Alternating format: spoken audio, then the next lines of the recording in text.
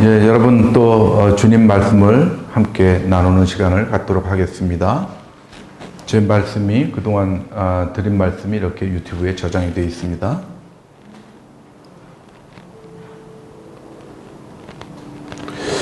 계속해서 예수 그리스도의 행적을 우리가 행적에 대한 말씀을 같이 나누도록 하겠습니다. 예수님께서 탄생하시고 그 다음에 공생애를 준비하시고 그 다음에 공생애를 시작하는 것을 계속해서 하고 있죠. 그래서 공생애 3년 예수님께서 십자가에 달려 돌아가시고 부활하실 때까지 우리가 예수님의 행적을 계속 같이 가겠습니다. 그러면서 키워드가 나오면은 복음의 키워드가 나오면은 그것을 또 이제 같이 생각해 보는 시간을 갖도록 하고요. 지금 예수님의 행적을 쭉 순서대로 따라가고 있습니다. 시점과 공간 두 가지 측면에서 우리가 같이 보고 있습니다. 그래서 오늘은 8번째 시간이 되겠습니다. 그래서 공생의 1년의 두 번째 시간이죠. 그래서 자꾸 숫자를 붙이면, 번호를 붙이면은 여러분들이 좀 보기 안 좋으실까봐 공생의 1년 해놓고 거기에 이제 핵심 되는 제목을 이렇게 달도록 그렇게 하겠습니다. 오늘 말이 조금 이렇게 자꾸 꼬이네요. 그래서 지도를 우리가 계속 이렇게 보는 것은 우리 머릿속으로 한번 상상해 보라는 것이죠. 뭐 복잡한 얘기가 아니고요. 여기가 이제 예수님의 활동 무대였습니다. 예수님은 여기서 한 번도 벗어나지 않으셨죠. 그리고 이 지도는 무엇을 얘기합니까? 여기는 이제 파르티아고요. 바데. 이쪽이 다 로마인데 여기는 누구의 무대가 됩니까? 예수님 돌아가시고 나서 사도들의 전도 무대가 됩니다. 그래서 예수님 돌아가신 후에 이 전 세계, 로마 세계가 이제 점차적으로 사도들의 그 헌신을 통해서 전부 기독교의 복음이 이렇게 전파가 되죠. 그래서 이쪽은 다 사도들의 행동 무대입니다. 예수님의 행동 무대, 예수님의 사역 무대는 팔레스타인 지방이죠. 가나안 지방입니다. 그래서 여기에 있고요. 근데 공생애 1년 첫 번째, 공생애를 다 준비하신 다음에 나사렛에서 어떻게 하십니까? 예루살렘이 여기 있죠. 예루살렘. 그래서 예루살렘으로 오셔서 예루살렘에서 성전 청결하시고 성전을 거기서 비둘기 팔고 뭐하고 하는 사람들 다 쫓아버리고 그러셨죠. 그 다음에 표적을 보여주셨는데 그것은 성경에 무슨 표적이라고 나오지 않죠. 그리고 니고데모가 밤에 예수님께 찾아와서 예수님하고 대화를 하죠. 거기서 주제가 무엇이었습니까? 거듭남이죠. 거듭나지 아니하면 하나님 나라를 볼 수 없다. 그리고 요한복음 3장 16절이 또 니고데모한테 하신 거죠. 하나님이 세상을 이처럼 사랑하사 독생자를 주셨으니 이는 그를 믿는 자마다 멸망하지 않고 영생을 얻게 하려 하심이라.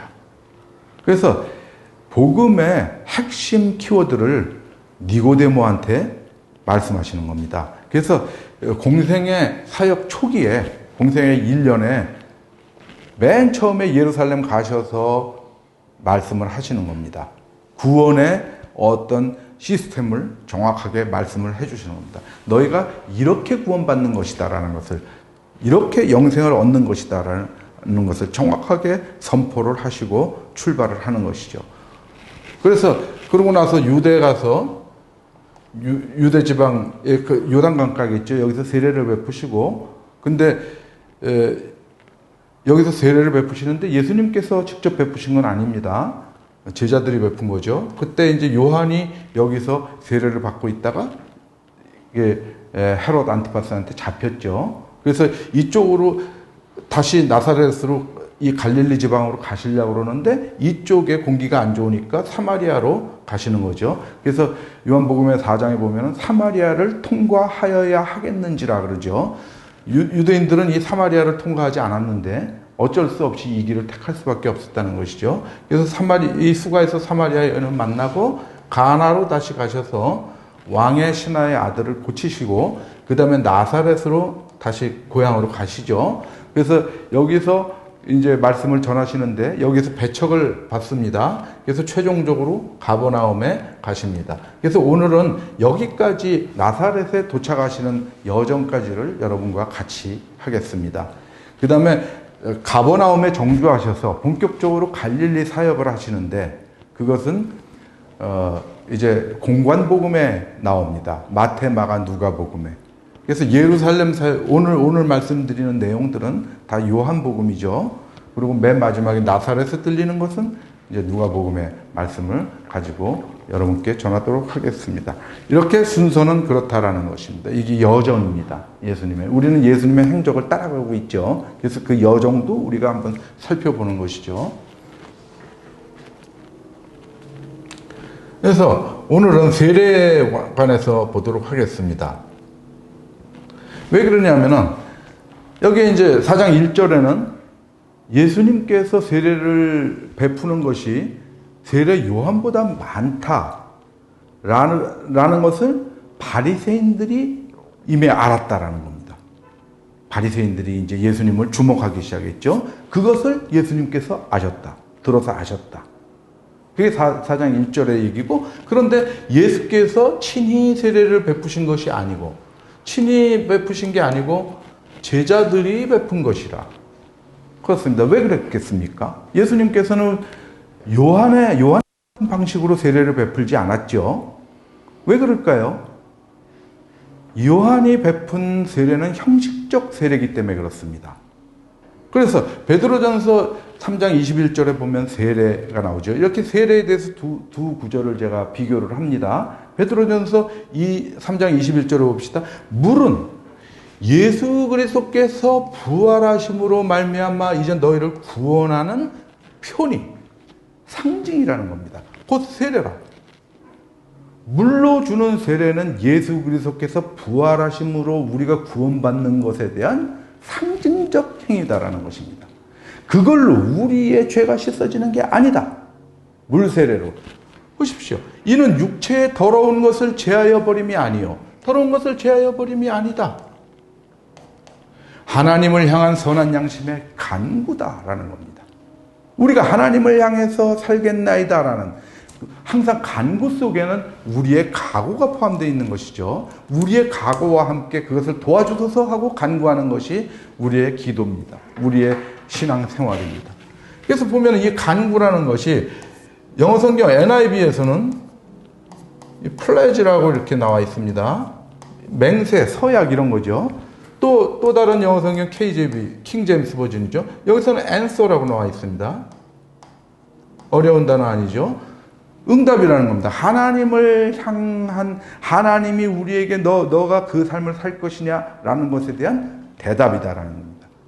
그것이, 그러니까 우리는 물세례를 받으면서 무엇을 합니까? 내가 앞으로 성도로서 성도의 삶을 살아가겠습니다 라는 각오고, 그렇게 살게 도와주시옵소서 하는 기도입니다. 그것이 우리를 변화시키진 못합니다. 우리의 죄를 씻지도 못합니다. 그런데 그러니까 예수님은 이 세례를 베풀 이유가 없었던 것이고, 제자들이, 그러나 예수님이 이 세례가 필요하다는 것을 인정하신 것이죠. 이런 각오도 있어야 되니까요.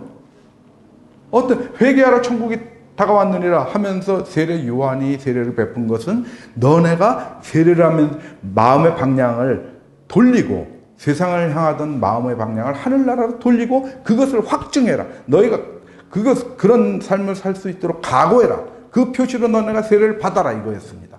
그러니까 그 세례가 필요하니까 제자들이 베푼 겁니다. 그래서 지금도 목사님들이 세례를 베풀지 않습니까? 이 제자들을 대신해서 예수님이 직접 세례 베푸신 적이 있습니까?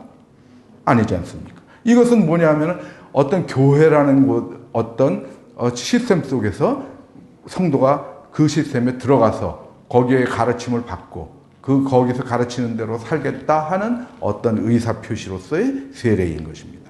그래서 이것은 분명히 필요한 것이지만 이것이 우리를 구원하는 세례는 아니죠. 로마서 6장 3, 4절에 실질적 세례가 나옵니다. 이것을 예수님께서 이 세례를 베푸시는 것입니다. 무릇 그리스도 예수와 합하여 세례를 받은 우리가 받는 세례, 실질적 세례는 그리스도 예수와 합하는 겁니다. 이 합하여라는 말은 무엇입니까? 영어 성경엔 다 인투로 나오죠? 예수 그리스도 속으로 들어가는 것입니다. 헬라어로는 에이스입니다. 똑같은 말입니다.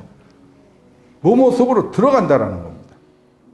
예수 그리스도와 합한다는 거. 우리가 예수 그리스도 속으로 들어가는데 어떻게? 그의 죽으심과 합하여 세례를 받는다. 세례를. 그의 죽으심과 합한다. 죽으심 속으로 합하여 똑같은 말입니다. 그의 죽으심 속으로 들어간다는 겁니다. 왜? 우리의 옛사람을 죽여야 되니까. 우리의 옛사람을 죽이기 위해서 예수 그리스도의 죽음으로 들어간다는 겁니다. 그리고 그걸로 끝나느냐? 아니죠. 그와 함께 장사되었는데 이는 아버지의 영광으로 말미암아 그리스도를 죽은 자 가운데서 살리심과 같이 우리로 또한 새 생명 가운데서 행하게 하려 하십니다. 다시 태어나게 해주시는 겁니다. 예수 그리스도의 부활하심과 같이 예수님께서 이것이 실질적 세례인 것입니다. 그래서 세례를 잠깐 봅시다. 뭐냐면은 세례가 이게 이제 색깔 조정을 이렇게 하면서 해야 되죠. 세례는 무엇이냐? 우리가 옛사람으로 살고 있던 우리가 예수 그리스도의 죽음 속으로 들어가서 이 옛사람을 죽이는 겁니다. 예수님의 부활하심을 통해서 새 생명을 얻게 됩니다. 이것이 지금 로마서 6장 3절 4절의 말씀을 이렇게 그린 거죠. 그 말씀을 하고 계신 거 아닙니까? 그것이 실질적 세례라는 거죠. 그래서 물 세례는 뭐냐면 원래 세례 요한은 물에다 담갔다 꺼냈죠. 담그는 것은 죽음을 의미하죠. 담가져서 계속 있으면 죽지 않습니까? 꺼내는 것은 부활을 상징하는 거죠. 그래서 실질적 세례를 상징하는 것이죠. 그래서 옛사람이 예수님의 죽음과 합하여 죽고 옛사람을 죽이고, 그럼 옛사람은 어떤 상태입니까? 에베소서 4장 22절에서 정확하게 얘기하고 있죠. 너희는 유혹을 따라 욕심의 유혹을 따라 유혹의 욕심이죠. 유혹의 욕심을 따라 썩어져가는 구습을 따르는 옛사람을 벗어버리고 이 옛사람을 벗어버리고 하나님을 따라 4장 24절이죠. 하나님을 따라 의와 진리의 거룩함으로 지으심을 받은 새 사람을 입으라. 이렇게 얘기하고 있습니다. 이것이 세례입니다. 옛사람이 죽고. 그러면 이것이 무엇이죠? 다시 말해서 이것은 무슨 과정입니까? 보시면 옛사람이 죽고 새 사람이 된다는 게 무엇입니까? 이것이 거듭남 아닙니까? 이것이 거듭남입니다. 그러므로 세례는 무엇입니까? 세례는 거듭남입니다. 실질적 세례는 거듭남입니다. 우리가 거듭나는 것이 세례 받는 것입니다. 성령으로 세례를 받는 것은 우리가 거듭나는 것입니다. 다른 게 아닙니다. 그러면 거듭난 자는 어디에 있습니까? 거듭난 자는 예수 그리스도 안에 있는 것이죠. 예수 그리스도 안에. 그죠? 예수 그리스도 안에 있게 됩니다. 왜? 새 생명을 얻은 자, 새 사람. 에베소서에서는 새 사람이라고 그러죠. 로마서에서는 새 생명 가운데서 행하게 다 새로움입니다. 그죠?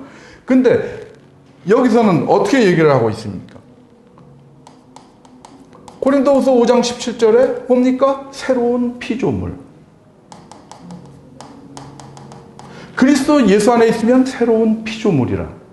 이렇게 얘기하고 있습니다. 그러니까 거듭난 자는 예수 그리스도 안에 있는 자입니다. 그럼 거듭난 자는 무엇입니까? 예수 그리스도 안에 있는 자인데 그 자는 어떤 자입니까? 하나님을 사랑하는 자입니다. 하나님을 사랑하는. 이게 하나님을 사랑하면 예수 그리스도 안에 있는 거고 거듭난 겁니다. 그럼 하나님을 사랑하는 것은 무엇입니까? 서로 사랑하는 것입니다.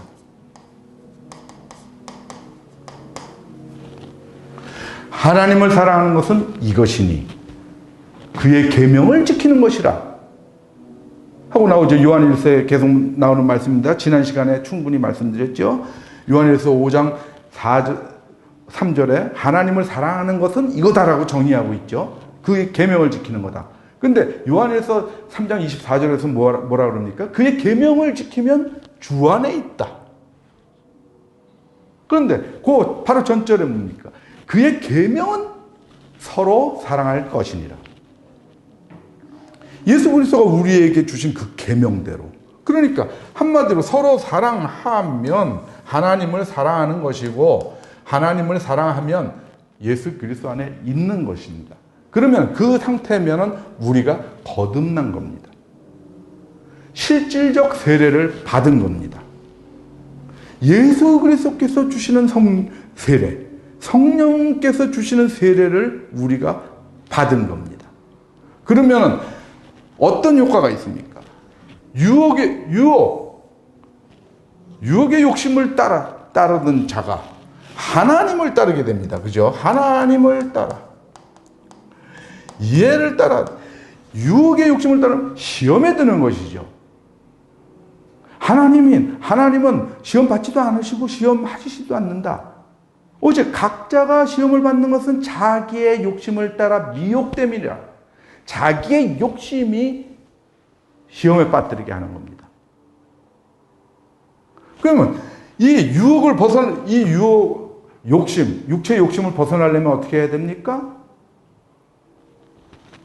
성경이 계속 얘기하고 있습니다. 갈라디아서 5장 16절에 뭐라 그럽니까? 성령을 따라 행하면 육체의 욕심으로부터 벗어날 수 있다는 것이죠. 근데 성령을 따라 행하면, 여기 뭐라 그럽니까? 하나님을 따라. 다 똑같은 얘기입니다. 똑같은 얘기로 정리하고 있습니다. 한치의 오차도 없는 얘기를 하고 있습니다. 하나님을 따라가는 것이 새 사람이고, 새 사람으로 살면 성령을 따라 사는 것인데, 그러면 우리가 시험에 들지 않는 것입니다.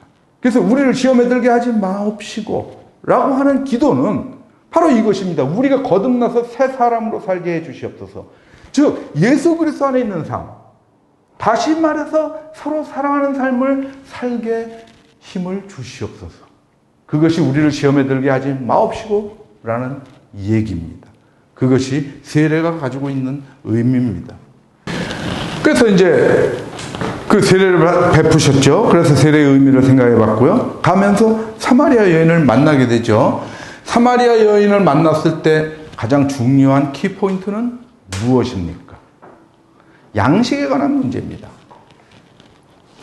나중에 양식에 대해서 더 자세히 하겠습니다. 이것은 양식에 대한 문제와 예배에 대한 말씀을 하십니다. 그래서 예수님께서 니고데모와 사마리아 여인을 만나셨을 때 복음의 거의 핵심 부분을 다 얘기하신 거예요. 사실은. 그래서 공생의 1년째 그렇게 하시는 겁니다. 내가 주는 물을 마시는 자는 영원히 목마르지 아니하리니 내가 주는 물은 그 속에서 영생하도록 솟아나는 샘물이 된다. 영생의 샘물이다. 이거. 영생의 샘물. 사마리아 여인한테서 물을 이제 얻어 자시면서 그렇게 사마리아 여인한테 얘기한 거죠. 네가 주는 물을 먹으면은 다시 갈증이 생기지만 내가 주는 물을 마시면은 영원히 목마르지 않는다. 이것이 어디하고 연결되고 있습니까? 요한복음 6장 33절에서 35절까지 연결되고 있는 것이죠. 하늘에서 내려오는 떡은 생명의 떡이다. 하나님께서 하늘에서 주는 떡은 하나님께서 주시는 생명의 떡이다. 그러니까 뭐라고 얘기합니까? 34절에서 주여 이 떡을 항상 우리에게 주시옵소서. 이렇게 얘기합니다. 예수님한테. 그것은 바꿔 말하면 무엇입니까? 오늘 우리에게 일용할 양식을 주옵소서. 이것입니다. 항상 이 떡을 우리한테 달라는 겁니다. 그랬더니 35절에서 예수님께서 뭐라고 말씀하십니까? 나는 생명의 떡이다. 나는 생명의 떡이니 내게 오는 자는 줄이지 아니하겠고 나를 믿는 자는 목마르지 아니하리라. 영원히 목마르지 아니하리라. 이렇게 얘기를 하십니다. 생명의 떡이라는 겁니다. 양식은 무엇입니까? 우리가 늘 우리에게 일용할 양식을 주옵시고라고 할 때 양식은 뭡니까? 생명의 떡과 영생의 샘물입니다. 생명의 떡을 먹고 영생의 샘물을 마시는 겁니다. 그런데 생명의 떡은 나에게로 오는 자, 우리가 생명의 떡을 얻으러 가야 됩니다. 왜? 이것이 말씀이기 때문에 그렇습니다. 너희가 말씀을 떡으로만 살 것이 아니요 하나님의 입에서 나오는 모든 말씀으로 살 것이니라. 마태복음 4장 4절에 사탄한테 그렇게 얘기하고 있죠. 떡, 말씀. 이것은 육의 떡이 아니고 영의 떡은 말씀이라는 겁니다. 그러니까 우리가 말씀을 항상 접하러 예수님께로 나아가야 됩니다. 그러면 생명의 떡을 얻습니다. 예수 그리스도의 말씀 속에 생명의 떡이 있는 겁니다. 그것을 먹어야 우리가 생명을 얻습니다. 그런데 그것을 소화시켜야 됩니다. 그것을 에너지화 해야 됩니다. 그러려면 영생의 샘물이 필요합니다. 명절 끝날, 이거는 초막절입니다. 곧 큰 날에 예수께서 누구든지 목마르거든 내게로 와서 마시라. 나를 믿는 자는 성경의 이름과 같이 그 배에서 생수의 강이 흘러나오리라. 이 생수의 강이죠. 생수의 강. 이것이 영생의 샘물이죠. 영생의 샘물이 터져서 흘러나오면 그것이 생수의 강이 되는 것이죠. 근데 그것이 무엇입니까? 그를 믿는 자들이 받을 성령을 가리켜 말씀하신 것이라. 35절에 뭐라고 그랬다고 그래요? 6장 35절에 나는 생명의 떡이니 내게로 오는 자는 줄이지 아니할 것이요 나를 믿는 자는 영원히 목마르지 아니하리라. 왜? 성령은 예수 그리스도를 믿음으로 얻을 수 있는 거기 때문에 그렇습니다. 말씀은 우리가 예수 그리스도께 다가가서 말씀을 접할 수 있습니다. 그러나 성령은 예수 그리스도를 구세주로 믿어야 우리가 얻을 수 있습니다. 그래야 성령이 그 말씀을 움직여서 우리를 사랑의 행위로 움직일 수 있게 도와주시는 것입니다. 여러분들 그렇게 연결을 하고 계셔야 됩니다. 그래서 우리가 항상 일용할 양식을 주옵시고 하는 것은 생명의 떡, 즉 하나님의 말씀과 그 말씀을 움직이는 성령을 우리에게 항상 보내주시옵소서. 이것입니다. 이 말씀이 우리 속에서 떠나지 않게 해주시옵소서. 사마리아 여인한테 얘기한 가장 중요한 것이 양식이었습니다. 그래서 이런 것들 다 이렇게 설명하신 다음에 주기도문에 합쳐서 이렇게 기도하라고 하신 것이죠. 그죠? 아까 시험에 들지 않게 해달라는 것도요. 그래서 주기도문에서 빠진 게 무엇입니까? 새 사람이 돼서 예수 그리스도 안에 들어가죠. 우리가. 그러면 뭡니까? 이것이 바로 그것입니다. 다만 악에서 구하시옵소서. 이겁니다. 요한일서 5장 19절에서 18절부터 20절까지 보면은 하나님께로부터 난 자는 범죄하지 않은 줄을 우리가 안다. 왜? 하나님께로부터 나신 자가 예수 그리스도가 우리를 지키심에 악한 자가 우리를 만지지도 못한다. 악한 자가 우리를 만지도 못한다. 예수 그리스도 안에 있을 때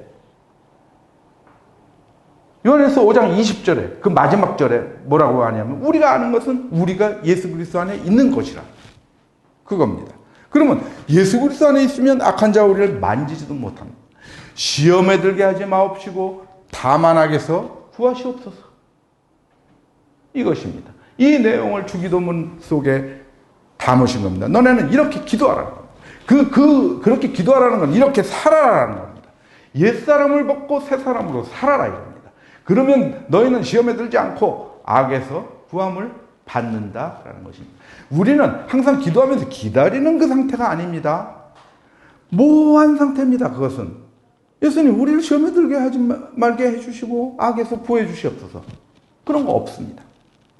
우리가 시험에 들지 않도록 사는 것이고 악이 우리를 침범하지 못하게 사는 것입니다. 그것이 예수 그리스도 안에 있는 삶입니다. 그래서 우리가 이것이 부족해서 우리가 잘 실족할 때 도와주시옵소서 하고 기도하는 겁니다. 그냥 앉아서 감나무에서 감 떨어지듯이 그렇게 기다리는 삶은 성도의 삶, 신앙생활이 아닌 것입니다.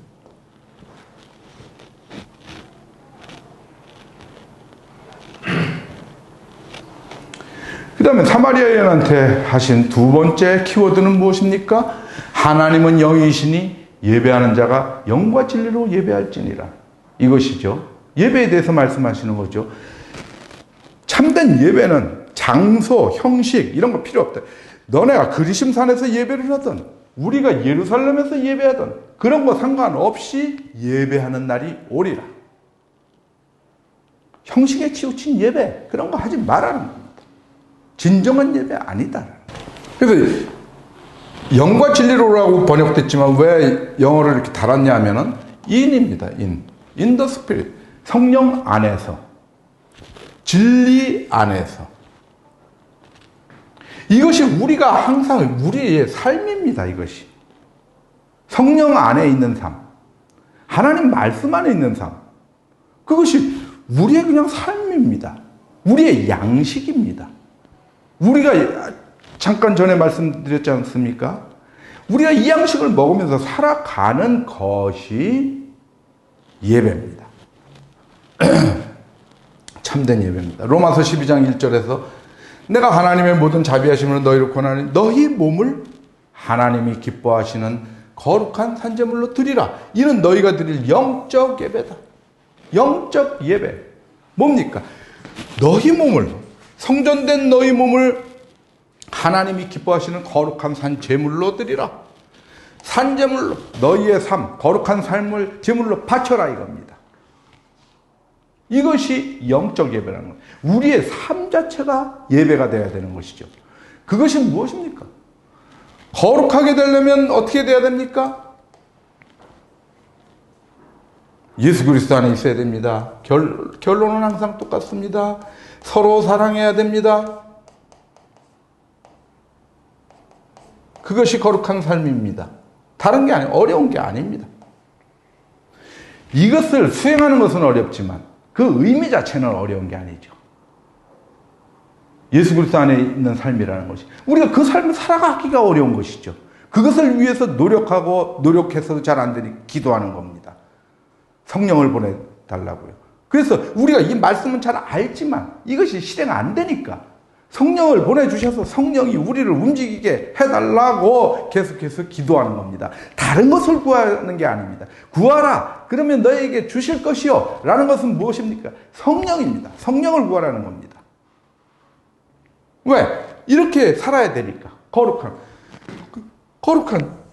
고린도전서 1장 2절에 뭐라고 그럽니까? 예수 그리스도 안에서, 그리스도 예수 안에서 거룩하여지고 성도라 일컬음을 받은 자들. 그렇지 않습니까? 그리스도 예수 안에서 거룩해져서 성도가 되는 것입니다. 우리 성도는 예수 그리스도 안에서 서로 사랑하는 삶으로 거룩해지어 가는 것입니다.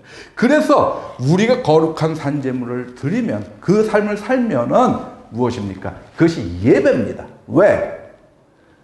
하나님의 이름이 거룩히 여김을 받게 하는 것, 하나님의 이름을 거룩히 높이는 것, 그것이 예배 아닙니까? 그거 이상의 예배가 있습니까?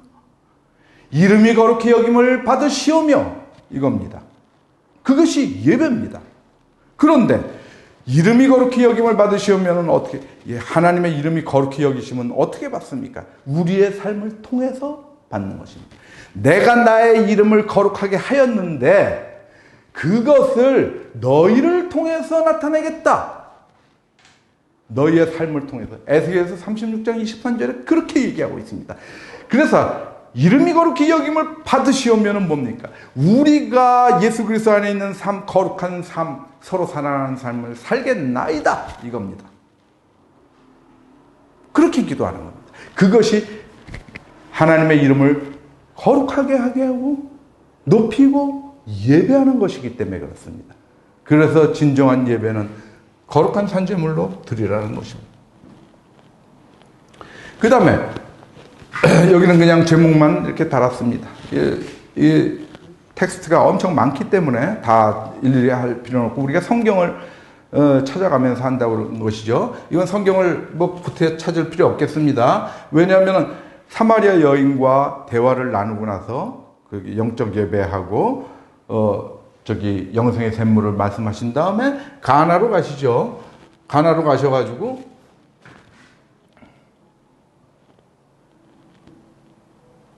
여기가 가나 무슨 색깔일까? 이게 잘 안 보이지? 여기 가나죠. 가나에서 가셨는데 가나는 친척들이 좀 살았던 모양입니다. 그 가나, 가버나움, 나사렛 이게 거의 그 아주 가까운 동네들이죠. 여기에 친척들이 살았던 것 같아요. 그래서 공생의 준비 단계에서도 여기 가서 혼인잔치에 참여했죠. 유대의 혼인잔치는 그렇게 먼 사람들 막 이렇게 막 청첩장 돌려서 부르고 그러지 않았습니다. 아주 가까운 일가 친척 그리고 아주 가까이 있는 이웃 정도만 참여를 하는 게 그 당시의 결혼이죠. 그러니까 아주 가까운 사람 집에 갔던 건데 여기를 또 이제 그 친척들이 있는 데니까 한번 가신 것 같은데 거기에서 왕의 신하가 예수님을 찾습니다. 왕의 신하가 왜 가나에 있었을까요? 가나는 어떤 데냐면은 여기가 아주 풍요로운 곳, 농사가 잘 되는 곳입니다. 그래서 여기가 헤롯 안티파스의 영지가 있는 곳입니다. 그래서 그것을 관리하는 신하였겠죠. 근데 아들이 여기 가버나움에서 아들이 병을 얻어서 죽게 됐다는 겁니다. 좀 고쳐달라. 이겁니다. 왜 아들은 가버나움에 있고 왕의 신하는 가나에 있었을까요? 가까우니까. 여기 집에 놔두고 집에서 애들 키우고 여기 가버나움은 번화한 큰 도시니까. 가나는 뭐 이렇게 농사나 짓고 그런 데니까. 그러니까 저기 그 압구정동의 아파트에 애들 키우면서 세종시 가가지고 KTX 타고 세종시 왔다 갔다 하는 그런 관리였던 거죠. 그거하고 똑같은 겁니다. 그래서 여기 있는데 좀 고쳐주십시오. 내려와서 좀 고쳐주십시오. 그랬더니 내가 내려갈 필요 없어. 그냥 그 아들은 날 거야. 그러니까 그것을 믿었죠. 믿음으로 낳습니다. 그래가지고 그 왕의 신하의 아들을 고쳐주시고 이제 나사렛으로 오는 오늘의 이제 마지막 여정이 되겠습니다.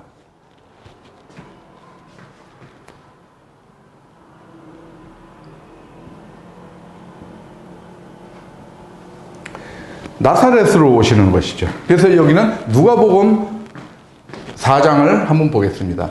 왜 이렇게 이거는 같은 내용을 얘기하고 있는 것이죠. 이렇게 가로치고 여러분들 이걸 알아두십시오. 그런데 맨 앞에 나오는 것이 무엇이냐면은 대표적인 겁니다. 제일 상세히 내용이 풍부한 것을 제가 여러분들께 같은 내용이지만 좀 짧게 서술되고 간단히 언급하고 넘어갈 때도 있죠. 근데 여러분들이 이 예수님의 행적을 볼 때는 가장 그 행적에 일관성이 있는 것은 마가복음입니다. 여기에서는 약간 여기 차이, 여기서는 좀, 그렇다 쳐도 마가복음이 예수님의 행적의 순서를 가장 거의 정확하게 따르고 있습니다. 그런데 제가 그 마가복음을 계속 써가면서도 그래서 여러분들 한번 예수님의 행적의 순서가 어떤 건가를 좀 알고 싶으면 마가복음도 짧기도 하니까 한번 쭉 통독을 해보십시오. 그런데 뭐냐면 마가복음은 굉장히 짧고 요약본처럼 써 있기 때문에 그 내용이 같은 이제 내용이라고 해도 마태나 누가복음에 더 이제 풍부하게 써 있는 것이죠. 그래서 이제 뭐 참고로 알아두시라고 말씀드립니다. 그래서 누가복음 4장을 한번 보겠습니다.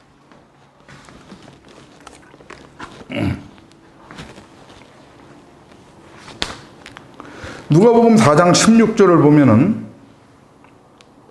예수께서 그 자라나신 곳 나사렛에 이르사 안식일에 늘 하시던 대로 회당에 들어가사 성경을 읽으려고 서심해 선지자 이사야의 글을 드리거늘 이렇게 나오죠. 거기에 뭐 제자들이 아니면 회당에서 준비하고 있던 이사야의 글을 주었다.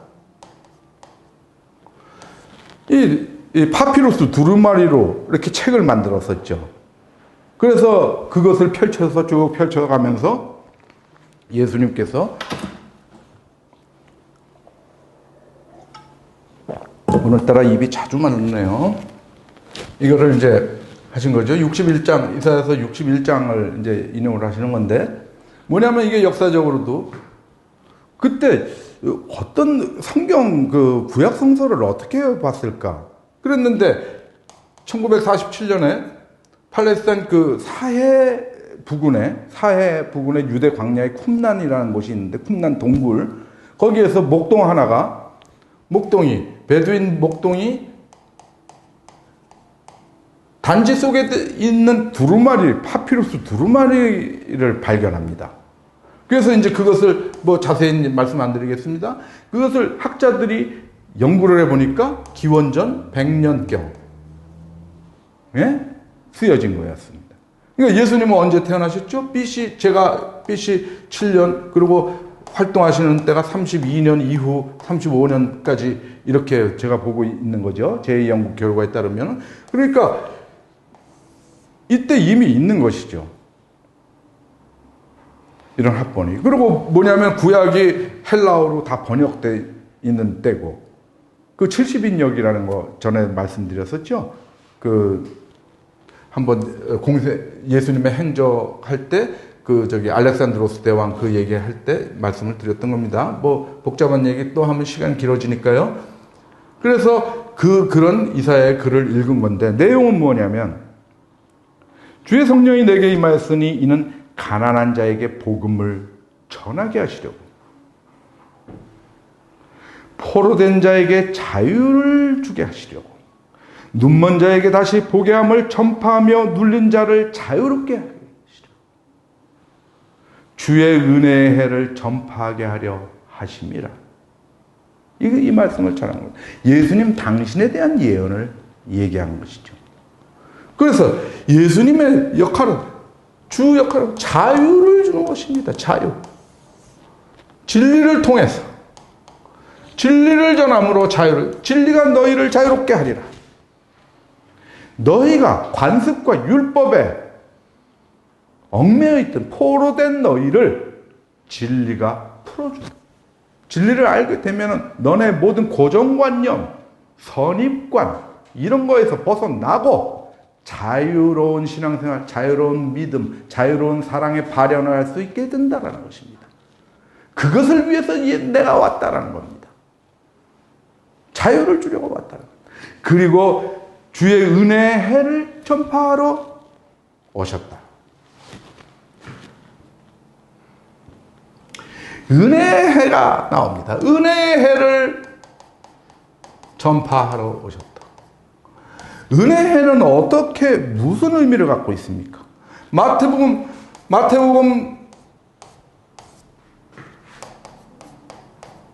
5장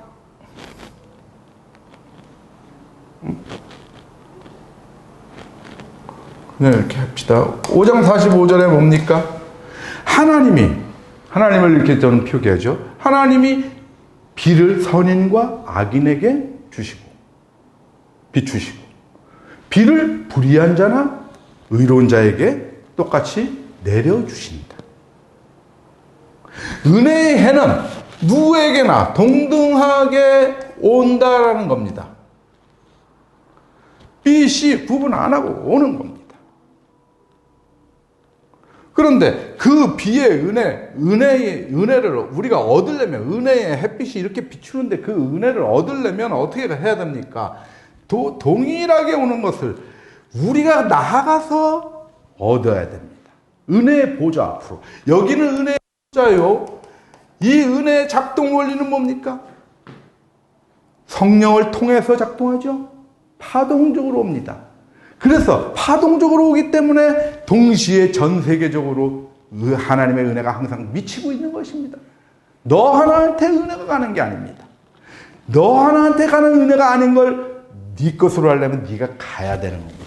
은혜의 보좌 앞으로. 은혜의 보좌 앞으로 담대히 나아갈 것이니라.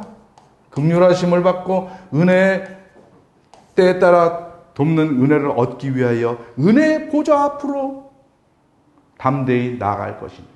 어떻게? 방법 있어? 비행기 타고 가? 우주선 타고 가? 무슨 방법이야? 옆으로 가라 이겁니다. 옆으로.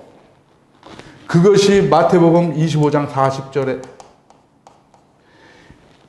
여기 내 형제 중에 지극히 작은 자 하나에게 한 것이 바로 내게 하는 것이다. 이것입니다. 그래서 이것이 은혜의 해를 전파하신다는 것은 은혜의 원리입니다. 원리. 은혜의 원리가 바로 이겁니다. 우리가 보편적으로 오는 은혜를 우리 것으로 만들기 위해서 은혜 보좌로 가야 되는데 그것은 무엇이냐?